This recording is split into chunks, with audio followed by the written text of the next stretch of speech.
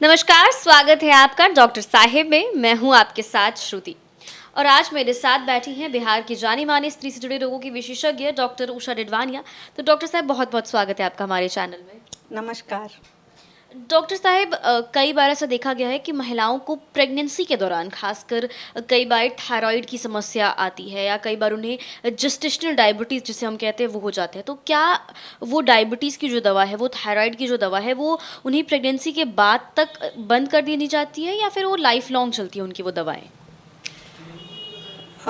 ये बहुत common problem है।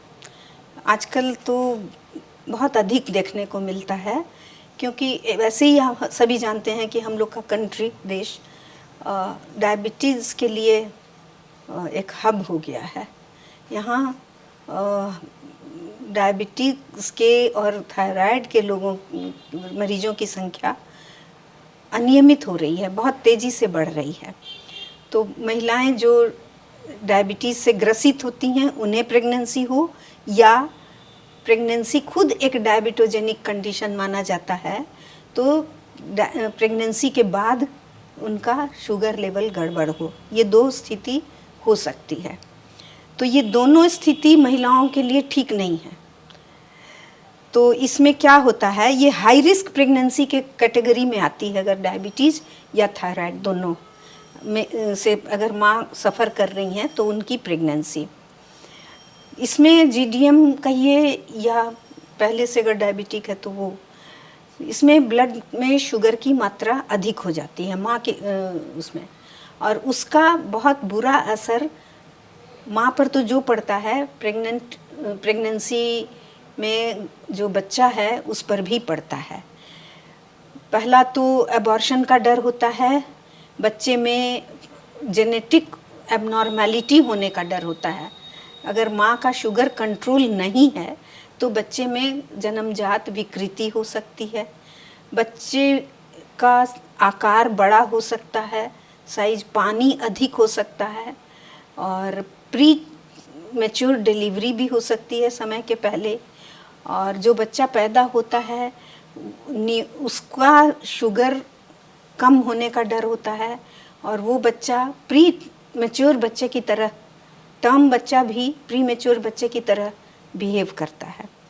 माँ के साथ प्रॉब्लम होता है कि डायबिटीज़ है, तो शुगर अगर कंट्रोल नहीं है तो उसको डिलीवरी के समय अगर ऑपरेशन ही की ज़रूरत पड़ी तो डर होता है कि उसका वुंड इन्फेक्शन का डर हो गया कि वो ठीक रहे इस तरह से बच्चे के। इसके अलावा मैंने उसमें और ये बताना था कि उसमें जो जन्मजात विकृति, मस्तिष्क की भी खराबी, बच्चे की रीढ़ में भी विकृति हो सकती है। तो ये सारी चीज़ें हैं। तो इसका एक उपाय यही है कि अगर शुगर कंट्रोल में रहे माँ का, पूरे 9 महीने अगर शुगर कंट्रोल हो तो एक सामान्य प्रसव हो सकता है। और जब माँ कंसीव करे उसके पहले से उसे पता होना चाहिए कि उसका थायराइड और उसका ब्लड शुगर सही है कि नहीं।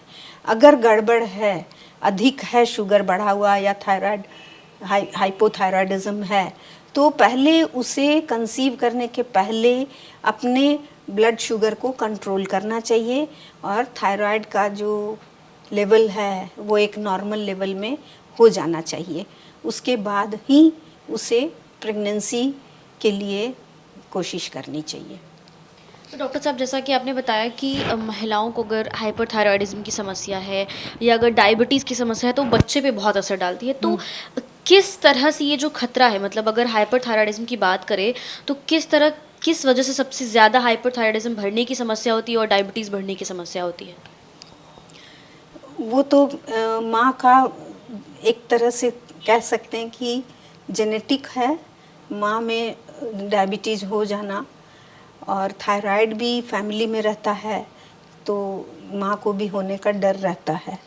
और थायराइड में भी जिस तरह से डायबिटीज़ में बच्चा अफेक्टेड होता है, उस तरह से ही थायराइड हाइपोथायराइडिज्म में बच्चे का थायराइड फंक्शन नहीं कर रहा है, तो माँ का जो हार्मोन होता है थायराइड का, वो हम लोग के शरीर के मेटाबॉलिज्म को कंट्रोल करता है।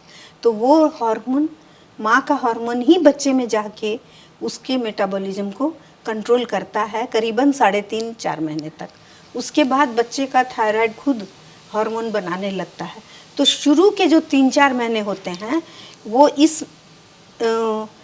दृष्टिकोण से बहुत महत्वपूर्ण है कि उस समय माँ का थायराइड फंक्शन नॉर्मल रहे। नहीं तो एक तो या तो कंसीव नहीं करती है या करी तो एबॉर्शन का डर है, प्री टर्म डिलीवरी, बच्चे का वज़न कम हो जाना, फिर मेंटल, बच्चे का सबसे बड़ा है कि उसका मेंटल कैपेसिटी भी कम हो जाता है अगर माँ के थायराइड का लेवल TSH का लेवल बढ़ा हुआ हो, उसका हाइपोथायरॉयडिज्म हो तो इसलिए बहुत इम्पॉर्टेंट है कि प्रेगनेंसी के पहले जो महिलाएं कंसीव करने की इच्छुक हैं तो उन्हें प्री प्रेगनेंसी काउंसलिंग हम लोग बोलते हैं कि उसके पहले जाके डॉक्टर से मिलना चाहिए।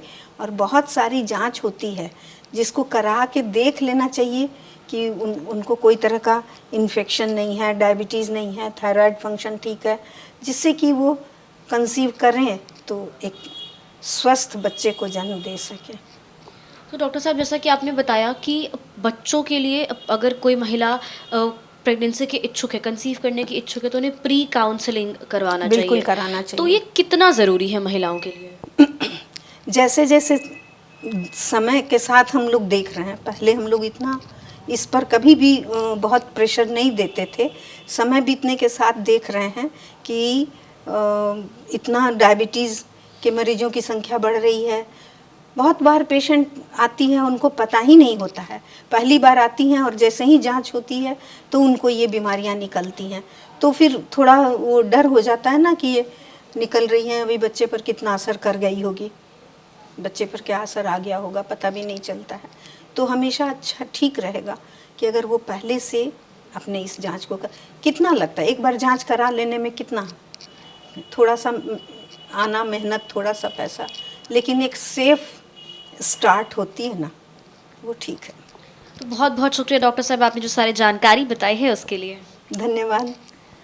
तो उम्मीद करती हूँ डॉक्टर साहिब ने जो सारी जानकारी बताई है आपने उन्हें ठीक से सुना और समझा होगा। अगर आप इस वीडियो को फेसबुक पर देख रहे हैं तो पेज को लाइक करें, यूट्यूब पर देख रहे हैं तो चैनल को सब्सक्राइब करें। डॉक्टर साहिब से आपके क्या सवाल है हमें कमेंट कर या आप मेल बॉक्स के माध्यम से बता सकते हैं। वीडियो देखने के लिए आपका शुक्रिया।